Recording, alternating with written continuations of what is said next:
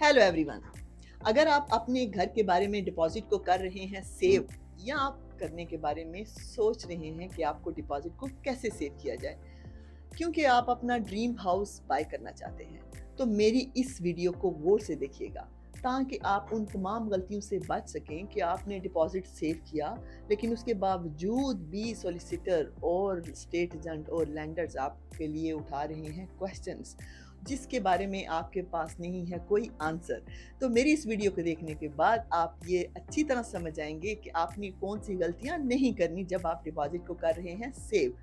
तो मेरी ये वीडियो को देखने के बाद आप करेंगे नहीं ये गलतियां। वो है 5 पॉइंट्स, यानी कि 1 2 3 4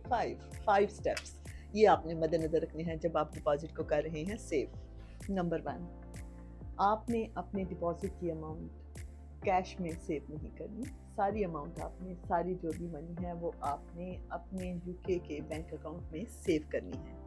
वो आप सेविंग अकाउंट में कर सकते हैं, अपने करंट अकाउंट में रखने के बाद सेविंग अकाउंट में ट्रांसफ़र कर सकते हैं। नंबर 2,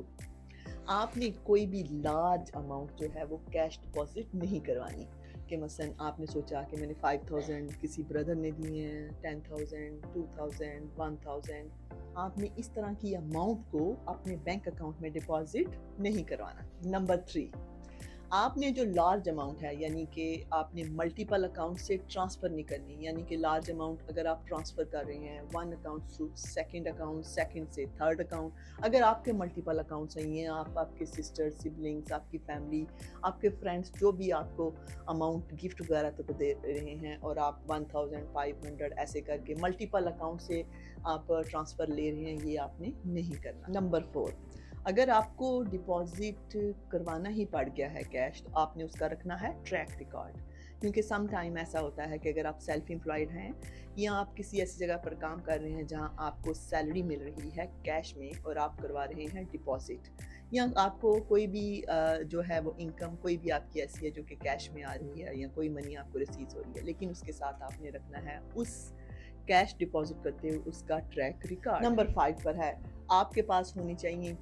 पूरे 12 महीने की बैंक स्टेटमेंट, ये प्रूफ करने के लिए कि आपने ये deposit over the time save किया है, या आपका बैंक अकाउंट्स बिल्कुल क्लियर है जिसमें आपके बहुत ज़्यादा कैश डिपॉजिट नहीं है, मल्टीपल ट्रांसफ़र नहीं है इस अकाउंट से इस अकाउंट में और इस अकाउंट से उस अकाउंट। और इसमें आपने नहीं क्या करना, बड़ी अमाउंट ट्रांसफ़र नहीं करवानी,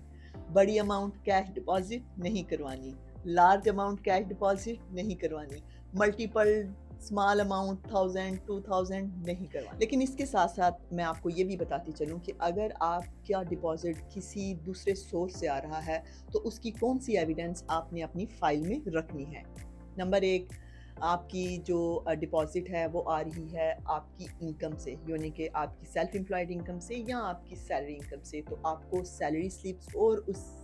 सैलरी को जहाँ जिस अकाउंट में आ रही है उसकी एविडेंस रखनी है आपने अपने डिपॉजिट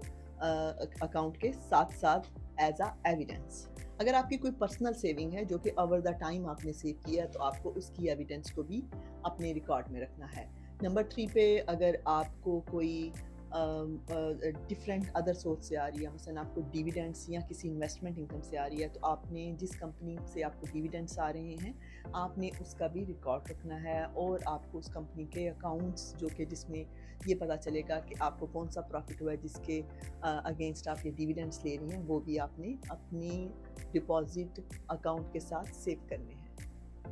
इनहेरिटेंस, अगर आपको ये डिपॉजिट की जो सेविंग है आपकी इनहेरिटेंस से आ गई है, यानी कि आपको विरासत में कोई प्रॉपर्टी मिल रही है, तो आपको उसकी भी एविडेंस देनी है, जिसमें एक विल हो सकती है, लेटर ऑफ प्रोबेट हो सकता है, लेटर ऑफ एडमिनिस्ट्रेशन हो सकता है, ये वाले डॉक्यूमेंट्स आपने प्रोवाइड करने हैं।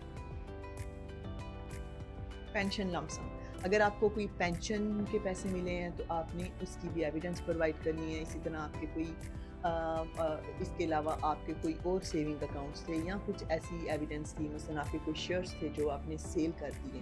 तो आपने उसकी भी एविडेंस साथ प्रोवाइड करनी है। लास्ट में आता है गिफ्ट फ्रॉम अ फैमिली, जो कि नॉर्मली हमारे जो 90% क्लाइंट्स होते हैं उनको जो डिपॉजिट है वो अपनी फैमिली से एज अ गिफ्ट के लिए मिलता है। तो सिर्फ ये बताना कि ये हमें गिफ्ट मिला है फैमिली के से, ये काफ़ी नहीं होगा। आपको उसके लिए गिफ्ट भी प्रोवाइड करनी होगी, जिसमें ये बताना होगा कि ये जो इनकम है वो कहाँ से, जो आपको गिफ्ट दे रहा है आपके पेरेंट्स दे रहे हैं या कोई और फैमिली मेम्बर्स दे रहा है, उनकी आईडीज़ होंगी, उनकी गिफ्ट डेट होगी,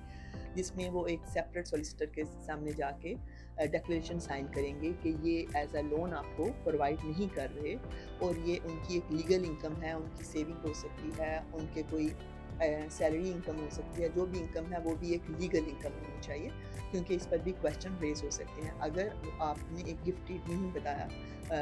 बनवाई तो आपका लेंडर्स रिफ्यूज़ कर सकता है, क्योंकि अब वो आपको लोन दे रहा है 90% या 80%, तो इसका मतलब है कि जो बाकी का डिपॉजिट है वो एज अ लोन आप नहीं ले रहे, वो आपकी पर्सनल सेविंग है, गिफ्ट है, कुछ भी है, वो एज अ लोन नहीं है, और आपके ऊपर इस लैंडर के लोन के अलावा और कोई भी बर्डन नहीं है जिसको आपको पे करना है। मुझे उम्मीद है कि आज की वीडियो को देखने के बाद आप वो तमाम गलतियां नहीं करेंगे जिसके बाद आपको सेव किया हुआ डिपॉजिट आपके लिए प्रॉब्लम बन जाए जब आप सोलिसिटर के पास लेके जाएं, यानी और आपके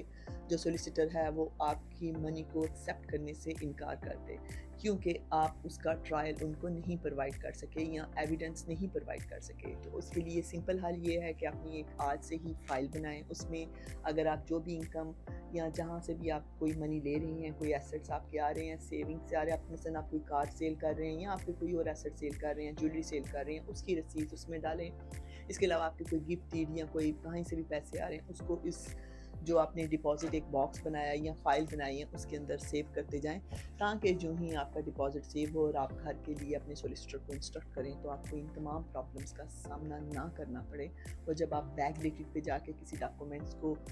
लाने की या बताने की कोशिश करते हैं तो बहुत दफ़ा इवन कि आपके जेन्युइन मनी होती है, जेन्युइन एविडेंस होती है, लेकिन आप लोकेट नहीं कर पाते। तो टाइम पे टाइमली एक्शन लीजिएगा। इसके साथ ही मैं इजाज़त चाहती हूँ। अल्लाह।